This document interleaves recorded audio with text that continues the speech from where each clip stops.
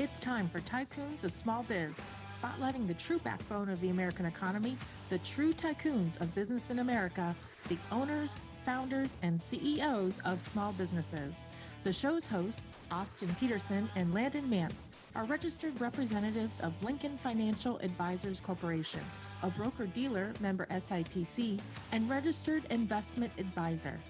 The views expressed by your hosts, Austin and Landon, are not necessarily the views of Lincoln Financial Advisors. Let's lean in as Austin and Landon connect with this week's Tycoons.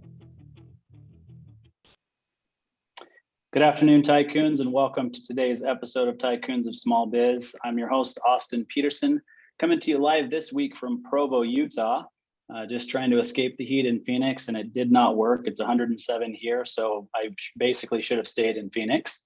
I'm joined, as always, by my co-host, Landon Mance, coming to you live from Las Vegas, where, guess what? It's also hot. And then we've got, we're excited to have on the show with us today, Scott Snider, president of the Exit Planning Institute, coming to us from just outside of Cleveland, Ohio. So Scott, welcome to the show today.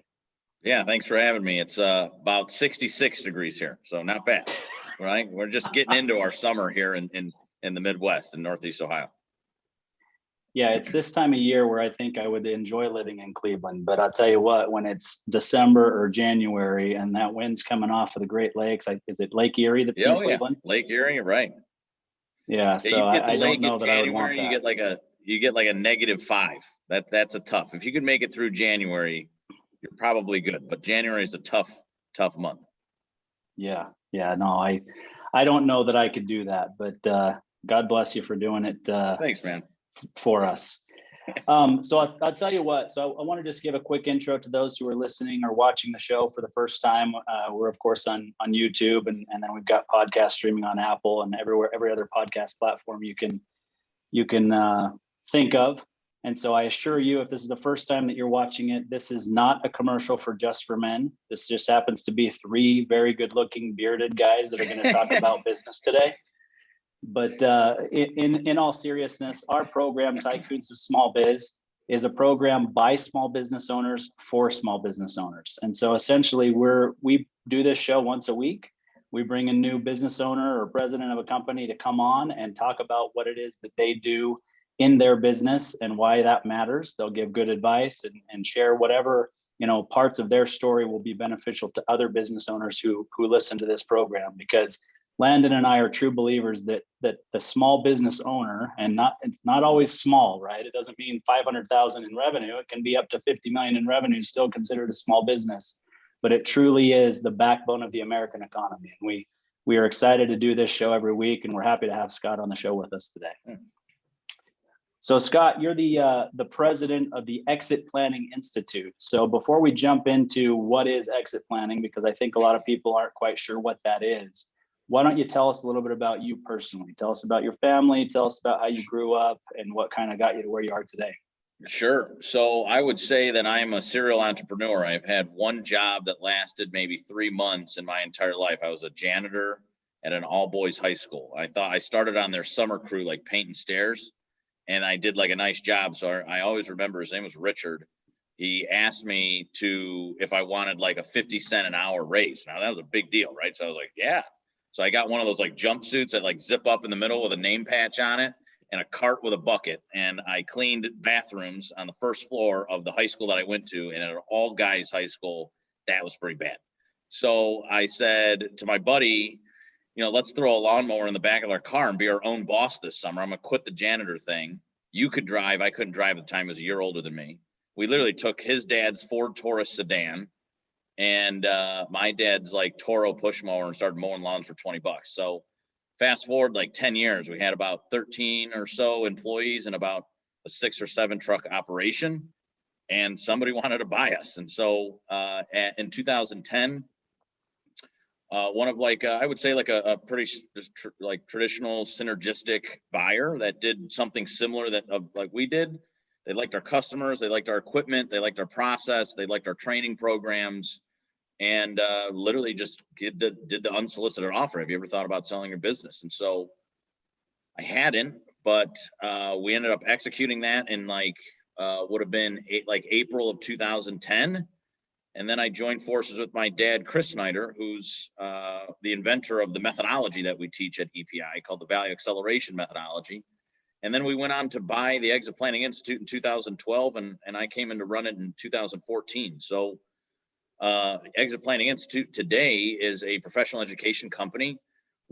Our purpose, if you will, is to help business owners create more significant companies that align also to their business, personal, and financial goals. So not just a successful company, something that people like working at, maybe rips out good money each year and net profits, but something that's significant, something that's valuable, transferable, and really makes a big stamp, not just for the owner, but for everybody involved in that company. And so we do that through our certified exit planning advisors, and all of the advisors really a part of the EPI community. So we have a credentialing program, we have conferences, we have all kinds of stuff that advisors can interact with and learn from and connect with business owners on as well. So that's EPI today. And yeah, we were just laughing about this earlier today because one of my teammates here was talking about, how, about working for others and having performance reviews. And I was like, I don't know if I've ever done that. So, but yeah, so total entrepreneurial journey. I did the whole go to college for 2 years and drop out of college. So that's, I'm here in Cleveland, born and raised. I played professional soccer for a little bit. So I lived in, in Europe for a few months doing that. But for the most part, Midwest guy all the way through. Well, you got to be a pretty decent soccer player to be an American playing in a Euro league. I'm not a huge soccer really fan, cool but I know that means something. Yeah, it was a really cool time. Like the United States is in like cut up into regions, and they take Olympic development teams over there. So we did that for like a handful of months, and that was cool. Great experience. Came back, and I kind of had enough of it, right? So when I talk about like an owner in transition, so I would play recreationally and pretty competitively, like once or twice a week when I got out of, like when I dropped out of college to really focus on my business. And that's what I would do kind of in my free time. But it was interesting. It was after I sold my company, right? Talk about having personal purpose or personal plans. I was 24 years old. So it's like when I sold my company. So it was like the only thing that I knew. And just like many owners really of any age, if you don't have personal plans outside of your business, I learned real quickly that like my business really defined who I was. And without it, I was kind of like, what am I doing? So I literally always had a dream of getting paid to play soccer. So, and I'm a arena soccer guy. So kind of like if you guys ever seen like the major arena soccer league, right? It's kind of like 5 guys instead of 11 guys, or 6 guys with a goalie. So I literally randomly tried out for the local team here and made it. And I was like, oh, what do I do now? So, and then I still competitively play, even today. I'm probably the oldest guy on the team today, but I can still hang out with them. It's like my 1 workout or 2 workouts that I do a week. So yeah, soccer is a big passion for me personally, for sure. Oh, that's cool. So a couple of things that came out of that for me is, one, you sold a business at 24 years old. There aren't many people who can say that, right? I mean, most of the business owners that Landon and I work with, and for sure that you work with through the other advisors at Exit Planning Institute, are typically in their 50s, 60s, 70s, and even beyond. And so they're doing that at the end of their career, and that is kind of their big liquidity event. So I'm going to want to get your thoughts on that. And then another thing that you mentioned that we've discussed on previous shows is college, right? So, the reality is college is a good idea for some people, and it's not a good idea for others. And I think that our society pushes everybody towards the traditional college education, go through, finish 4 years, and then, go into your career. And that's just not the right direction for everybody. So I'd love to get your thoughts on that. I mean, Landon dropped out of college too, but it was to go play professional poker. And then he went back to college. So, and quite honestly, I discount everything Landon says by about 43%. So. Yeah, that's pretty interesting career choice there. I like that. So tell us your thoughts on college overall. If you have any regrets on not going back or where you are today? I'd love to hear it. I would say it's like a mixed bag, right? Like I was in a wedding this past weekend with a bunch of guys. Like I was the only guy that he didn't go to college with. And they were all like trading war stories from like the spring breaks. And they're like, you know what I'm talking about, Snider? I'm like, no, man, I went to college, but I was so busy running my business that I didn't do that kind of stuff. So if I had a regret, it's probably like living the college lifestyle, right? But I would say that I think you're spot on. I think that college is right for different career paths. Right? Like if you're going to be a doctor, you probably got to go to college. You want to be a lawyer, you probably got to go to college. And then obviously all the stuff that comes after college as well. I think that, and then I feel like if you want some structure and you want to kind of investigate, like my cousin right now is investigating what he wants to do and what he wants to be, you could probably help find that in college. But I would say that, it's interesting to think about what our world looks like 10, 15, 20 years, right? Like I always say, if I ever had a kid, he would I'd either have him kicking footballs, right? Because he could go in league minimum, like what, 750,000. I'm just going to have him kick footballs the entire time. Or he's going to be like a marine welder, the guys that go fix ships, like that also, I feel like, and you have to go to some schooling for that, but you don't have to go to traditional college. So I think you're spot on. I think it's right for some people. I think at the time, like even at 24, which was 11 years ago for me, like if I would have sold my company and then tried to go get a job, I'd probably have a hard time, like 11 years ago, because college plays a big role on your resume and builds character. So I think that for those of us that don't go to college and don't go to a trade school and are saying like for me, it's kind of like I went to the school of hard knocks. I really surrounded myself with really good mentors. So even though I was trial and error, I read a lot. I went to a lot of conferences, particularly for my trade. And I went to like one-off classes every so often. So like I was in the landscape business, right? So when I saw something on the lawn, for example, that I didn't know what it was, like a disease, I'd go take a class at like a local community college for disease. So I think education is important. I think the form of education needs to appeal to you and needs to be right for your path at that time. And to be totally honest with you guys, like I have like a pretty massive bucket list. And on that bucket list that I wrote, it says I need to get a master's degree and a PhD. So I might be that like 60-year-old dude at Harvard, or like, remember like Van Wilder, like the 35-year-old, 40-year-old guy that's still in college, like on his 10th year, might do something like that. Who knows? But I'm saying that I think education is important. I think traditional college is right for some people and not right for all. But I guess where I'd land on that to round that out for you guys is I would call it purposeful growth. It's something that is a core value here at our company.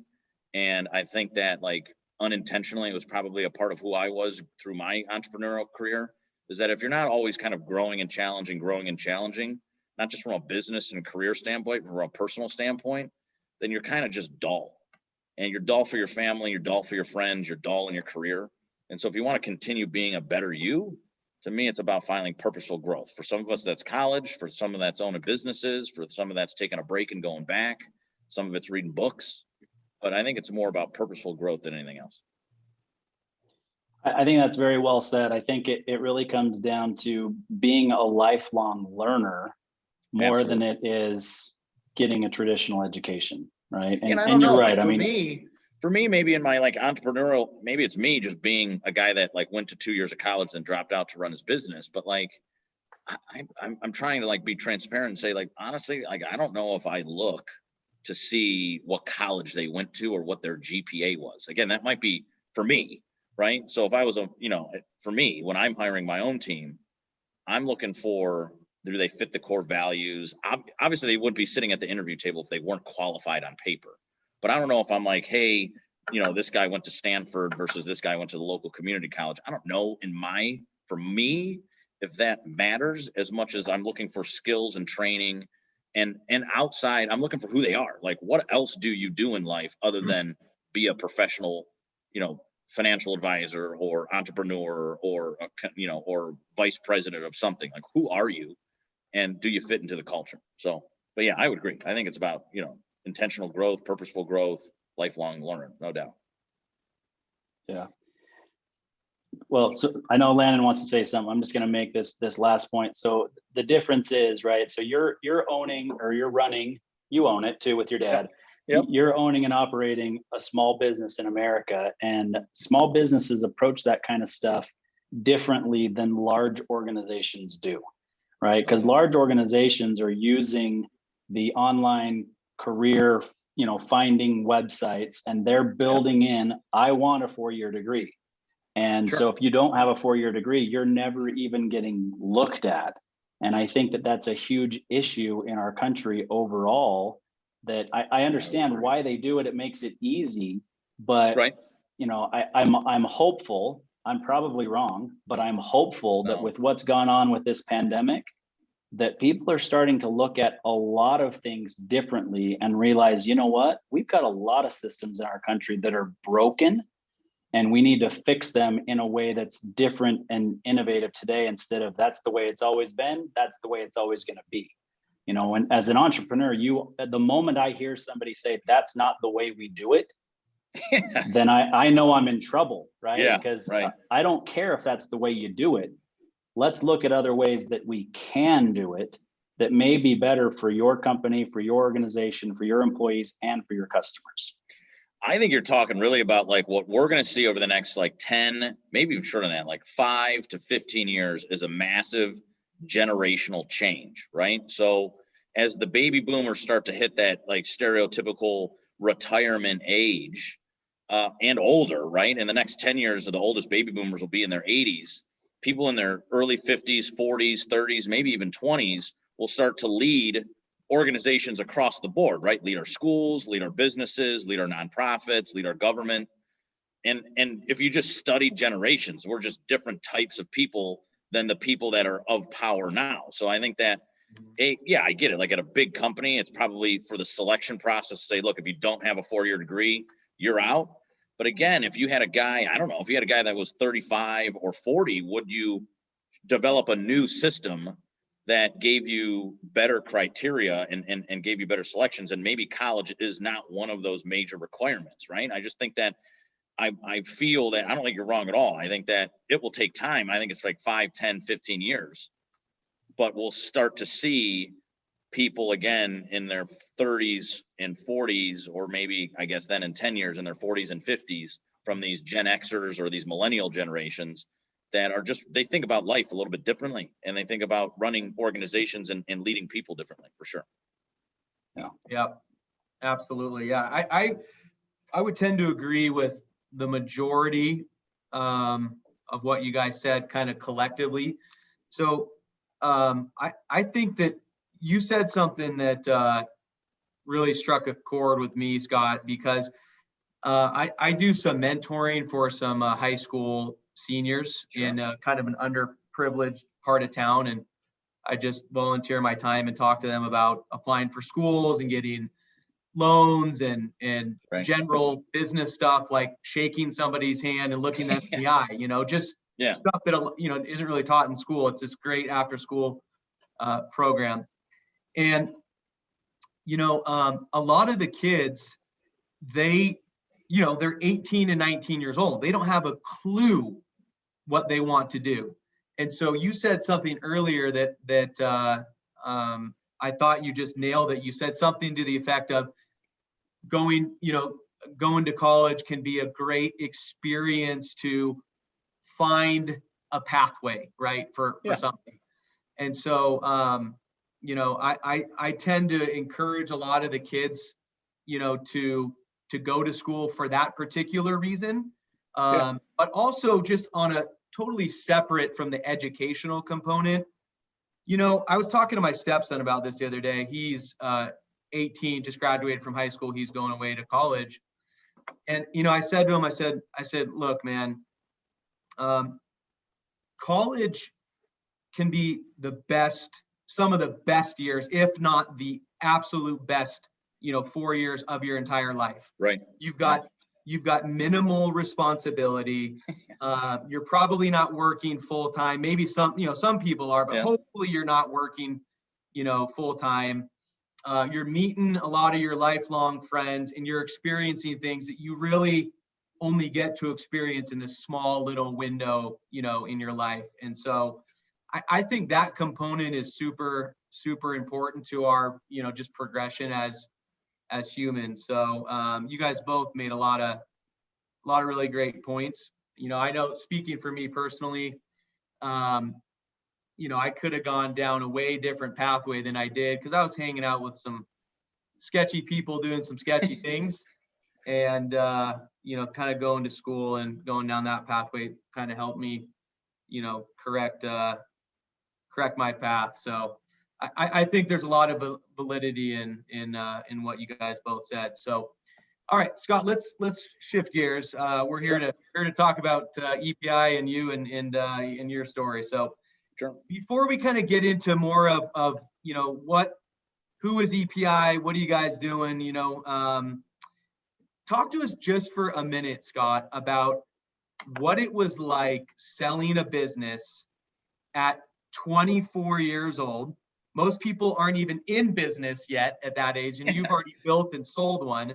So talk to us about what that was like, and then kind of incorporate now the fact that you're running, this great training, education type of company around exit planning. And so, knowing what you know now, what would you look back at the 24-year-old Scott and say, this is what we should have done differently, or this is what I would have incorporated, or this would have made it more successful? God, what a down a rabbit hole type question, right? So you do think about this every day too, and it's like, talk about like growing up through kind of college too, and like different life experiences. Like, I would say one of the faults of a lot of entrepreneurs of any age, we kind of think we know it all, like, right? Like, here are ideas, like, we're going to go and do these things. And like, dude, it's not like that. Like, you might be you are an idea guy, right? So you're an idea guy. You're somebody that probably executes well. You're perhaps like a visionary for your business, but you do not know it all. Man, if I was looking back 11 years ago, talking to 24 or 20-year-old Scott, man. So the interesting thing, so I might have had an advantage, right? I talk a lot about like growing up through value acceleration, because it's the process that my dad created from a lifelong career all the way up from large multi-billion-dollar public companies all the way down to small family companies, and developed a process to allow them to grow and become very significant and valuable companies. And so I had a little bit of advantage. So my dad actually was a certified exit planning advisor. He became a CEPA in 2008. So he's always been, probably my biggest mentor and certainly my biggest fan. And so just pinging him with stuff all the time. I think that at times too, it'd be interesting to ask Dad. I don't know if I've ever actually directly asked him how serious he took me, right? Because Dad's also baby boomer traditional. So talk about college, Austin. He's like, you're not running that landscaping company. You're going to go to the Jesuit college that I went to. You're going to get that business degree. If you want to minor in entrepreneurship, you can. But you're going to go there. Like, we're not going to be cutting grass the rest of our life. This is not it. And then I was like reluctantly went to college, and for a year, a traditional Jesuit college. And I used to take my truck, because you couldn't park on the premises when you were a freshman. I used to put it in the garage at Target. And so with a tarp over the lawnmower so I could work after class. So I would say like Lance or Landon, like life lessons. Like, one of them is don't grow too fast. I think that you hear it all the time as young entrepreneurs. And I definitely grew too fast. Like, I tripled the revenue of my company in 1 year. And I did the traditional sell it before you actually could go do it. Right. So we have all this contracts to fulfill. And I have like 4 employees where I should have like 20. I have like a push mower when I should have like trucks and trailers. And, it was quite difficult to fulfill. And so, in fact, it's kind of like the less is more. It's like you have to have the infrastructure there to make it happen. And so, and I could tell you in our heyday, we were growing kind of like EPI is growing, but we weren't growing with really solid vision, strategy, and infrastructure built around us. So honestly, one of the reasons I considered selling was, if you remember, right, we had that recession in like, what was that, 08, 9, 10, right? And we kind of took a hit back then. And so that was also kind of ripe for me. And the other thing is, again, I said it earlier on the show, it's like, don't let your business define you. I could tell you, that's who I was. I was landscaper Scott. I was that. Like, I used to put everything I had into my business. I literally would come home still living with my parents. I would come home like full of mulch and grass clippings and dirt on the face. And I would eat dinner with my mom and then fall asleep literally on the carpet while she watched TV. I'd get up, I wouldn't shower, and go back to the shop at 5:30 in the morning to meet the crews by 6:30. So there was not a lot outside of business. And I know a lot of us, it's hard to think about, especially if we're in a startup situation where you're really dumping a lot of time and energy in building this thing. But I think that as you stabilize, you have to understand that it's truly about business, personal, and financial. It's one of the core concepts we teach at EPI now that, a lot of Landon, a lot of the stuff that we teach at EPI, I wish I really knew back then. And it was probably a combination of dad, who is and was a CEPA, not necessarily taking me as seriously, and then naive 19, 20, 21, 22-year-old Scott, not really taking him seriously. And I could tell you that even though I grew up through Value Acceleration, there was like some key things like that, like incorporating personal financial planning into what I do. I mean, you're a 24-year-old, you have a chunk of change. So I was like the richest 24-year-old of my friends. I blew all that money. It's all gone. Blew all that. I invested some with dad so we could go get, buy EPI. And the rest of it, I was like, well, I don't need anything. I bought a house. I paid cash for a brand new Infinity. Stupid. Like, what a stupid thing. And, and you're kind of living the lifestyle. And then you're kind of wandering around because I didn't have to work really. So I did some cool things, talk about life building things. Like I served on a lot of public council or I taught at the local, my high school's entrepreneurship and innovation center. I went to play professional soccer.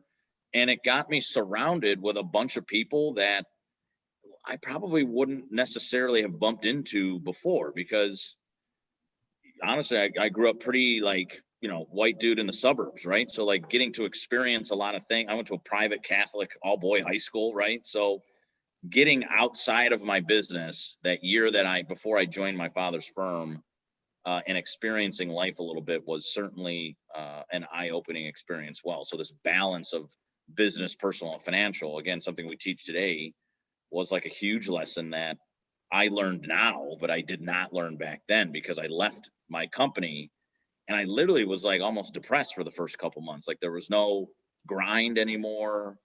Like I'm seeing the guy that bought my company with my trucks mowing lawns. Like I kind of like totally creep on him, like just drive my car past the property that I was at because I would know the schedule. So, I was lost a little bit. And what I found was that it was really entrepreneurship that drove me, right? It was really about whether it was a professional education company wearing a suit and tie or a landscaping company wearing a polo shirt and khakis. It was really about leading people, developing something cool, giving back to others, having unique products, and the challenge of growing a significant company that really I was after. Yeah, absolutely.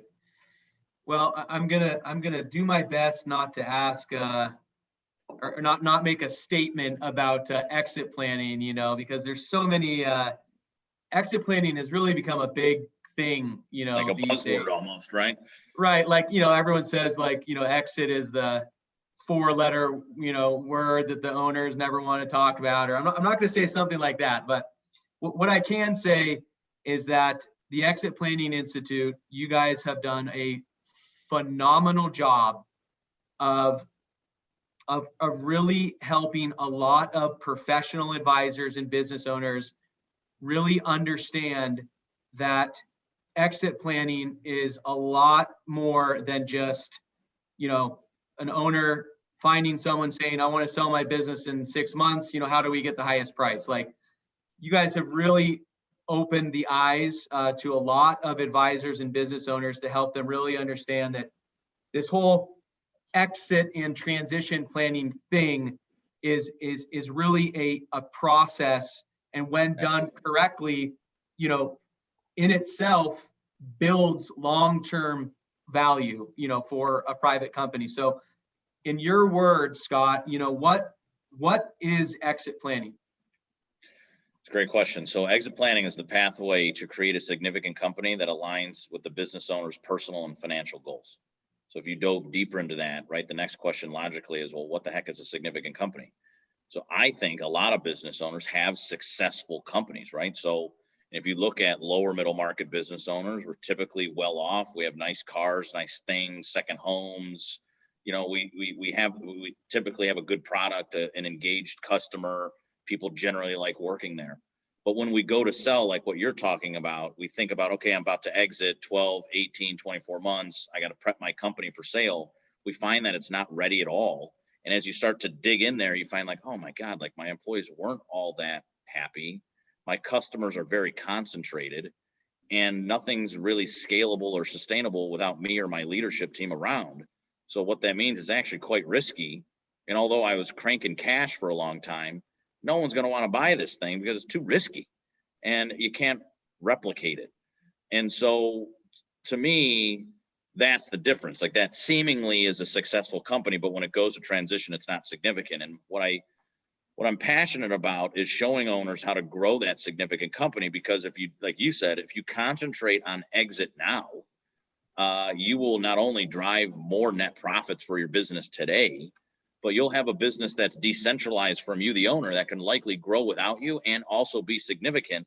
And then if you wrap in the owner's personal and financial plans, you kind of connect these three dots that I think owners float around. It's like, how do I connect my business goals and ambition with my personal goals and with ambitions? Now, how do I wrap a personal financial strategy around everything to really make this thing go for me and my family? And I'd round that out by saying, I think a lot of times, like I said, I think we know a lot of, we know a lot of the answers in the right direction to go.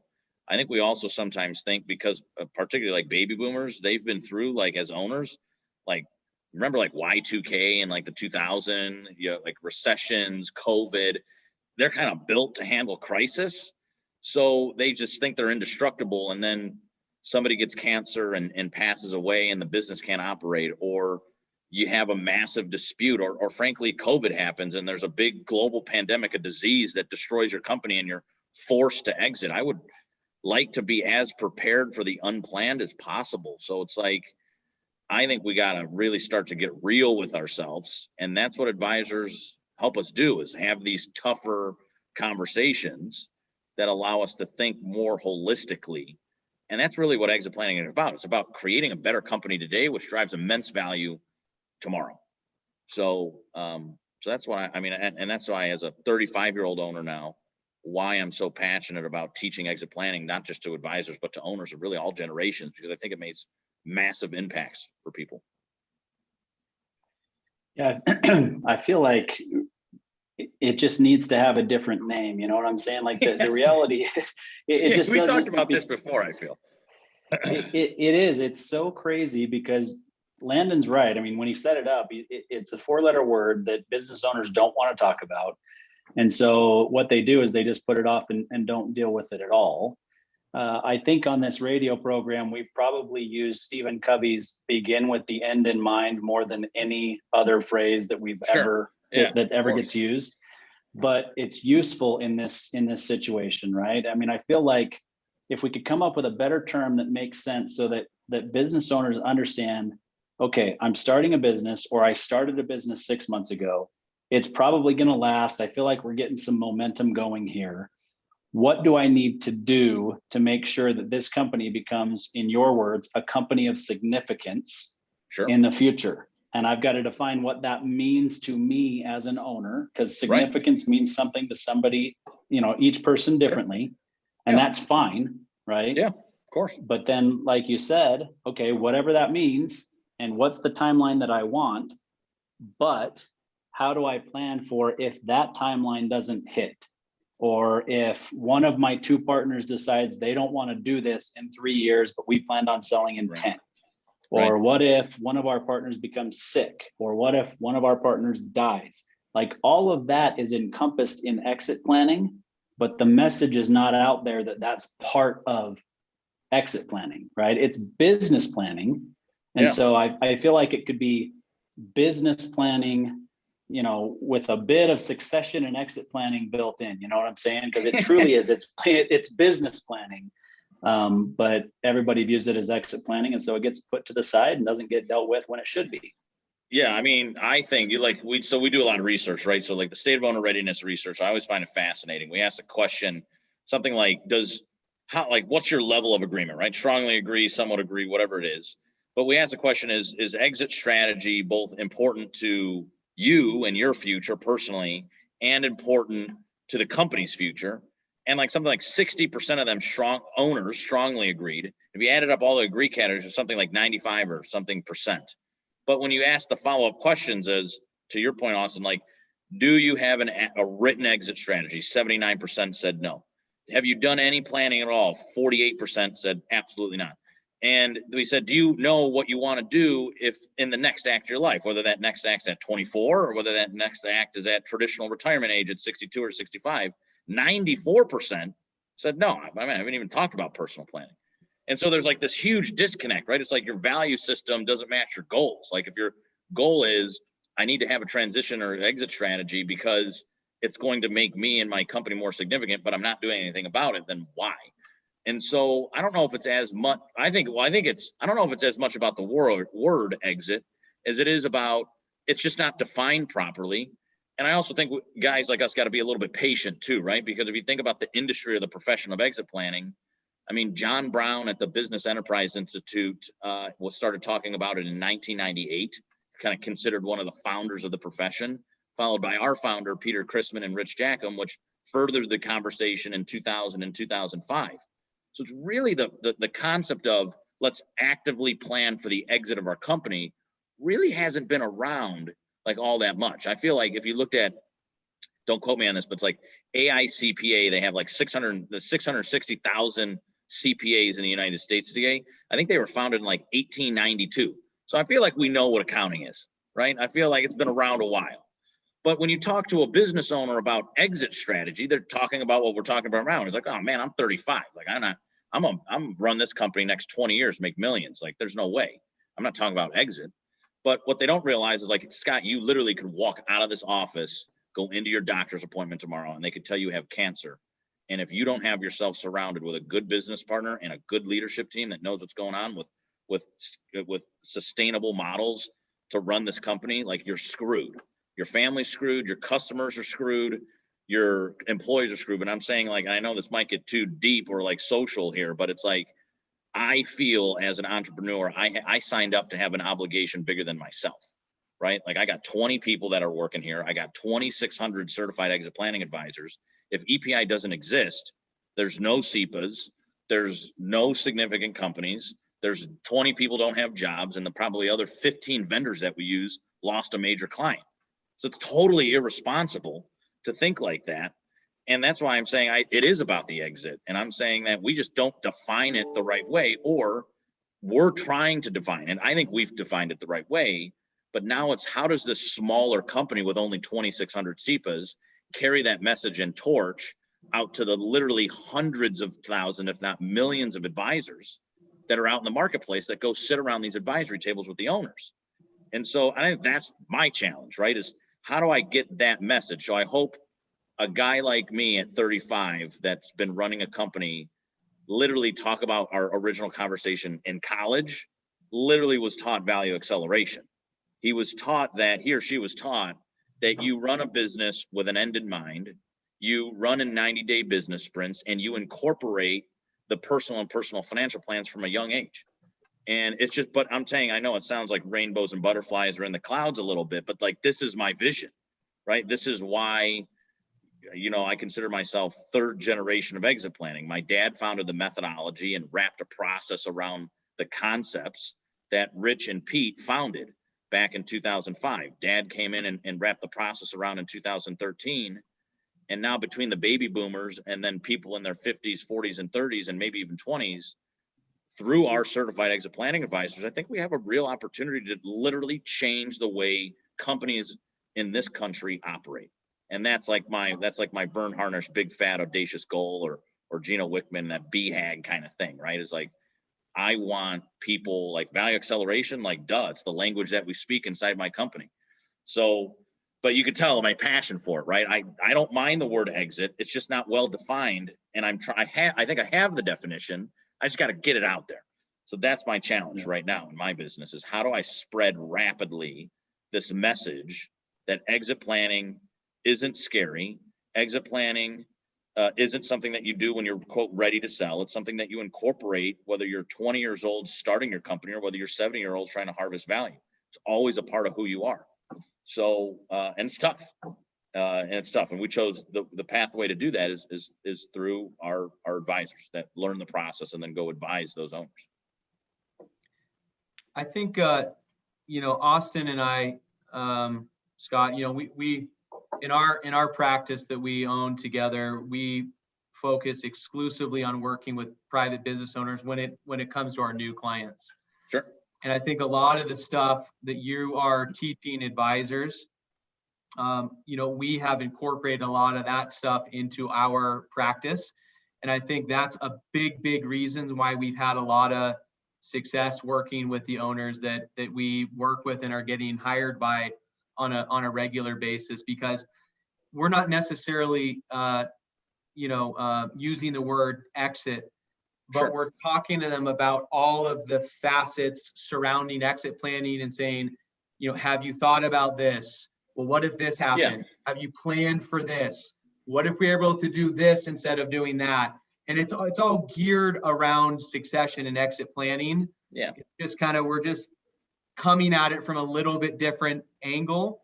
But I think what you were just talking about is a perfect segue into my next question here, which the question is like, okay, so everything you're saying is spot on. And Scott, I wholeheartedly believe that in, I don't know if it's 5 years or 10 years or 20 years, that these 40 and 50-year-old owners that are going to be selling their companies, yeah, they are going to be looking back and going, wow, like Scott and his dad and the crew over there at Exit Planning Institute, like these guys really changed the trajectory of my business. Like I really do believe that, because I think that you guys are making a significant impapt in this Thank you. industry. In fact, I know that you are. I just don't know how significant yet. But yeah, right. That's what I'm saying. It's about, it's like right now it's hard to measure because people are just starting to implement exit planning, right? So, and it takes 3, 5, 8 years to really get it going and living in your company. So you're absolutely right. We're like, just seeing some results. Absolutely. So how do we engage these owners, Scott?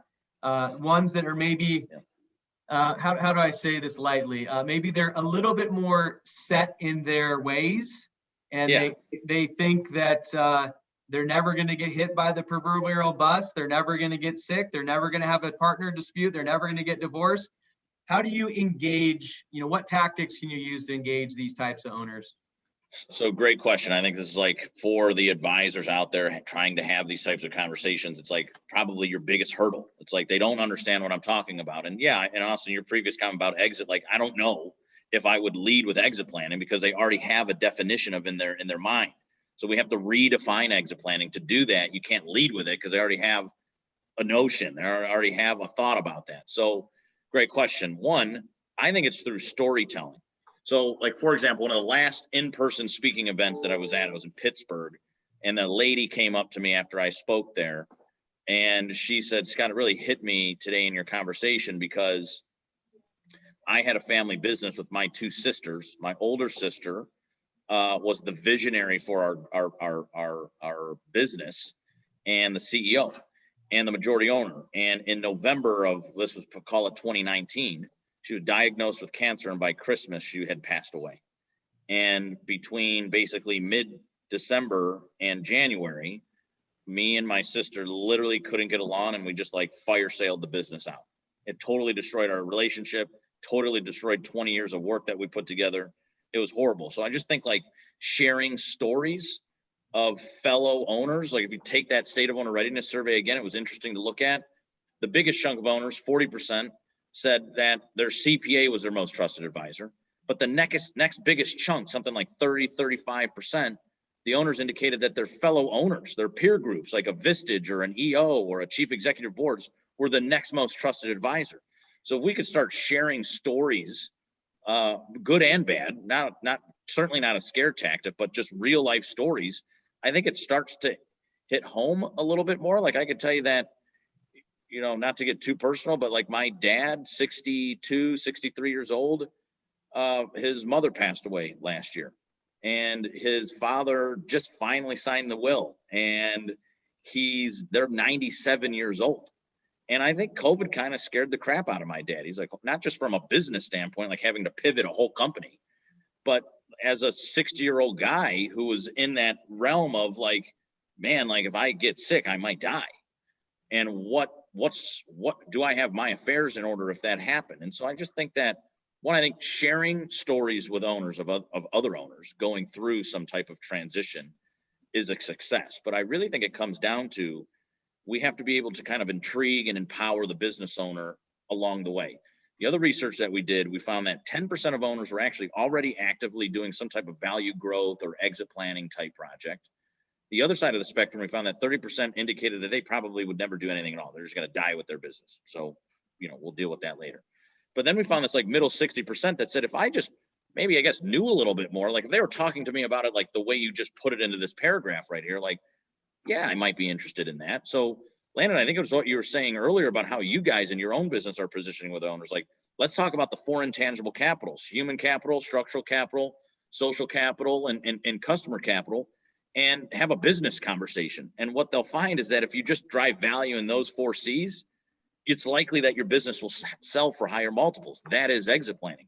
Owners walk into their shop floors, offices, factories every day doing exit planning. They do it very unintentionally and not very deliberately or framed. The methodology and process allows you to frame it up and let it be a part of your daily conversation, your daily drive, your strategic plans. And then let's talk about something like 5 stages of value maturity. In order to really manage the value that we might harvest one day, we got to identify with what we have and then walk up the value maturity index. Or you might talk about something like the 3 legs of the stool. You might say, everybody has business, personal, and financial goals. What's your wealth gap? And the owner's going to say, well, what do you mean? Like, how much money do you need for the next act of your life? I think that everybody kind of hits a point where, hey, I've been doing this 20, 30, 40 years. I want to do some other stuff. I got grandkid now. I might want to own a minor league baseball team. I might want to retire in the mountains. I might want to mentor younger entrepreneurs. I might want to buy a car wash because I'm an car collector. Whatever that is, we need to establish what that goal is and then work backwards. And then we're going to say, look, that gap that you have is likely going to have to be filled by your business. So really, to have that wealth gap conversation, we have to understand your personal plans. So what do you want to do? And then once we understand your personal plans, I can go to a financial advisor and say, well, how do I wrap a financial strategy around this? And they're going to say, well, how much is your business worth? Because that's your largest asset. You're going to be like, I don't know.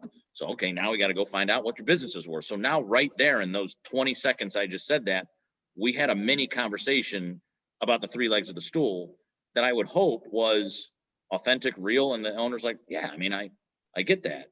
Well, I'm saying, well, that is exit planning, and we should be doing that every day. So I think you're right. It's not leading with the definition of exit planning, or I think, I was just on another call, a show earlier, and we talked about meeting the owner where they are. I think a lot of advisors say, we got to do exit planning. You might die, or 70% of the businesses put on the market don't sell, or do you really want to leave all your problems with your kid? And they're like, whoa.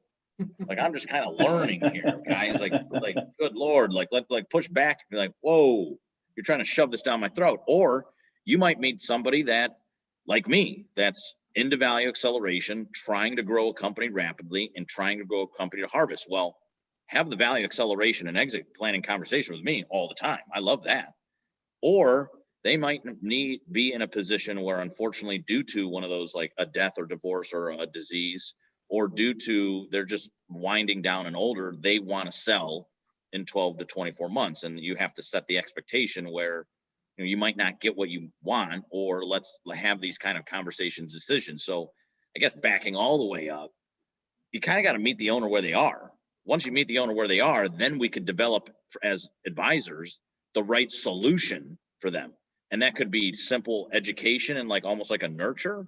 It could be active exit planning and value acceleration, or it could be like, dude, this guy needs to sell now for whatever reason. And we need to have those types of conversations. And I also round that out with knowing your generations. If you're going to go to a person in their 40s or early 50s, a Gen Xer, give or take, and tell them, you know, and talk to, let's talk to them about retirement. Let's talk to them about saving time, working smarter, not harder. Let's talk to them about a work-life balance. That is exit planning. Exit planning can achieve everything. And they're going to be like, dude, you're talking to me, because that's what that generation is all about. They value their time. They want a balance. They want to work smarter, not harder. If you're talking to me, a millennial, well, I'm a go. My problem isn't, I like going, but in fact, I'm so ambitious, but I don't have a framework. So I'm just going, doing all these things. And I'm saying, guys, why isn't this working? Like, slow down. Let's frame this out. I'm also a financial advisor's worst nightmare. I'm a millennial, so we earn to spend. Like, my financial advisor, I was supposed to drop like 20 grand into an account the other day, and he's like, Scott, you missed the 20 grand deposit. And I was like, yeah, I bought 9 acres. And he's like, dude, you know, so it's like, all right, I'm taking a vacation. I needed some of that. And he's like, dude. So I think that if you meet the owner where they are, if you understand who they are as a generation, we as, I guess, advisors, or perhaps in that, salespeople trying to educate and land new business with owners, you're going to be a hell of a lot more successful if you just kind of slow down and speed up and be, instead of giving the right answers to the owners, kind of ask the right questions. I know that was a long rant. Sorry, guys. So we've only got about 10 minutes left, Scott, and I want to talk to you about how, you know, you're implementing value acceleration in EPI. Sure. But I just want to make a quick reference to something. So you alluded to your dad's to your grandma on your dad's side that passed away, and your grandpa's addressing the will, and they're 97, right? So that's one end of the spectrum. And I'll just share a quick story. And I think I'm okay to do this because she has been sharing this on social media the last couple of days. But we interviewed a woman on our show last year, Scott. She's a young, super ambitious entrepreneur. She's in her 30s, I believe, started a great little company. And I hadn't really seen much from her in the last few months. And just the last couple of days, literally on LinkedIn, she has been posting that she is basically been fighting COVID, and she is fighting for her life.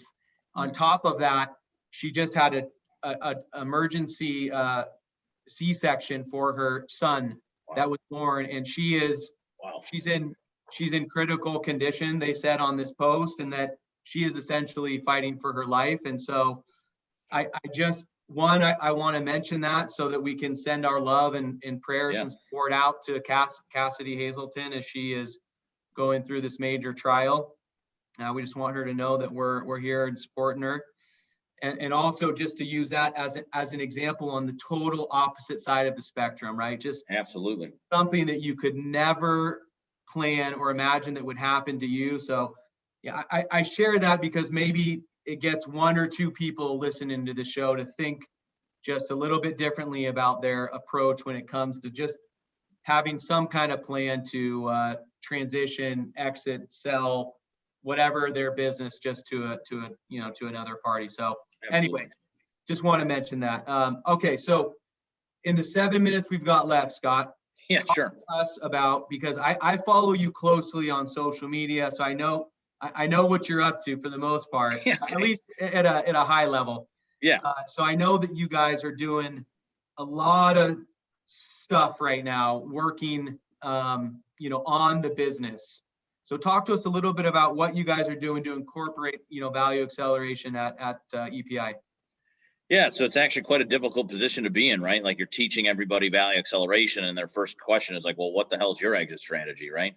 So, and you're kind of seeing it. If you put another layer on top of it, we're a family business, so we have those kind of dynamics. So first and foremost, I would say we surround ourselves with the right advisors for us, right? So like, we have a couple of different styles of attorneys. We have financial advisors, we have CPAs, we have a couple of like business consultant coaches. We have like a leadership and like people coach that really sit around the table with us and advise us actively. And all believe in the same thing. So they're all CEPAs. So they all can communicate. Even though my CPA doesn't quite get into my personal life, he's in tune to what's going on in my personal life. And my financial advisor certainly is, right? So like those types of things. Beyond that, I think that— Can I stop you? Can I stop you for 1 second? Yeah, Are man. they sitting around the same table at the same time? Yes, always. Absolutely. I I mean, I think might it's an have important point. obviously you might have like a one-off tax conversation with your, Of but course. yeah, we do. So we do, to be specific, we do quarterly meetings. I mean, it's costly, right? Exit planning isn't cheap, but if you want to increase your multiple by 5-10 times, perhaps, you might think about doing it now. But yes, so it's an expensive meeting, but they sit with us quarterly. And then they also attend a meeting right after our, what we call our company annual retreat. So we do 2 styles of retreat on the back end of every year. One, and this is exit planning, right? This is exit planning value acceleration in action. So at the end of the year, we invite all 20 of our employees to an offsite company retreat where we talk strategy.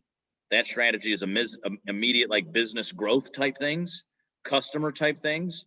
But if you boil it down to the conversation we just had, they're building the intangible capitals. And so, and then all of our employees speak this value acceleration talk, like literally the marketing team sitting here saying, we've implemented this new strategy. We believe we could drive these new leads. And if the sales guys can land them, we'll have this much more revenue. But we put in a brand book, standard operating procedures, new job descriptions, new website, documented everything, archived all the content, boom, that's structural capital, higher value companies. So they get to participate in the exit planning conversation. And me and Chris take feedback. We say, look, this is the stuff we should start doing, stop doing, or continue to do more of. And they get an active voice in that. We also share our plans each year with our employees.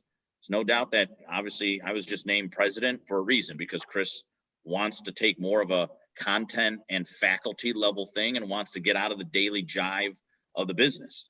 And so we talk about that with all of our people. And then after that happens, when the executive team gets together and starts to formulate these 1-year and 3-year plans, we bring in that advisory team. But we also follow the methodology and standpoint of 90-day sprints. So we have 2 concurrent teams. Some of the personal folks on our team work on our personal and personal financial plans. Business people work on our business plan. We get together quarterly to share the progress or lack thereof and where the holes are. And then we do what we call an enterprise value assessment every single year. So we know exactly what our business is worth in that moment, and we know the potential value that it could be worth given the multiples in our industry.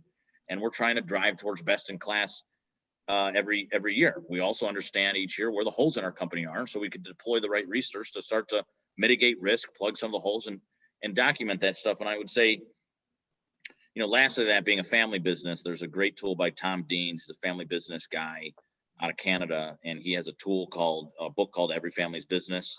And there's the Family Business Blueprint, and it's actually asked some pretty hard questions between father and son, or daughter and son, whatever, or daughter and mother, whatever that might be for that family dynamic. But they ask questions like, given Chris is 62 and Scott, you're 35, if Chris wanted to sell right now, are you ready? Are you personally ready to sell? His answer might be yes. My answer might be no. So then we got to talk about that. And for the most part, Dad and I communicate, I would say, I'd like to think better than the next, but I probably sound like a typical family business owner. Like, yeah, of course we do. So there's no doubt that when we do feel that it's time that we're at a block, we believe in bringing in our advisors to help navigate that. I think what I would consider a tougher type conversation. So, that's the 7-minute or 6-minute run of how we implement exit strategy. But there's no doubt, guys, that we'd be full of it if me and Chris couldn't do it ourselves. Like, I want to be the example of a significant company ourselves so that we can go show how it actually works in the marketplace. Like, we're our own case study. And Landon, to your point, I try to post about it all the time, like pulling back the covers a little bit. Dad certainly doesn't like that because he's like, what about our competition? They're learning all about our business. And I'm like, hey, man, I mean, most people aren't doing what we're doing, Dad. So hopefully they'll be like trailing us in behind. But I think in order to show what we want to happen in the marketplace, we got to be that and we got to show it. So I try to share it on particularly LinkedIn often. Yeah, I mean, I think that you're right on that one. I mean, I'm not saying your dad's wrong. I've never even met your dad, but the reality is, I mean, this is the day and age we live in, right? Yeah, you've got to be sharing that content and not worrying about whether or not your competition is going to steal that, right? Because again, and that might be generational, right? It might just be generational, or it might be a corporate mindset to a smaller business mindset, or it could just be a guy that's like, dude, like, this is my big asset. Like, don't screw this up. You know what I'm saying? Like, so I think different generations, and different levels of risk and what we want to take. But nonetheless, I certainly am. I'm probably more of an open book than the next guy, for sure. Yeah. Well, I'll tell you what, I mean, I think that the way that you've explained some things today, Chris, to some of our business owner community, I think they're hearing it in a different way. I think for people like Landon and I and the other CEPAs that you work with throughout the country, you know, it's a good reminder for us to say that we've got to be approaching things in the right way by asking the right questions so that this kind of stuff is being done, because it's super important information and work. Yeah. And then I'll just, you know, I mean, we're at the end of the show here, so I want to make sure that you know that we appreciate you coming on. We think that the content that you've shared is fantastic. And I think we should have an offline conversation about, you know, maybe a regular spot on the show, because I think there are so many things that we could have you do where we could dig deeper, and people are going to get value from the conversations. I appreciate that. No, I love doing stuff like this. Gets me out of the office desk. It's like going from the landscaping world where you're out and about hanging out with customers and employees all day to like pushing paper at your desk and like trying to be visionary and strategic. I love doing this kind of stuff because it spreads the message. So that is also exit planning, decentralizing the owner so I could be more of a visionary. Absolutely. Well, thanks so much for being on, and we look forward to having you on the next time as well. Thanks, guys. I appreciate it, man.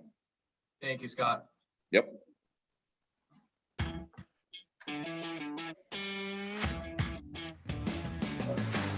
You've been listening to Tycoons of Small Biz, proudly hosted by Austin Peterson and Landon Mance.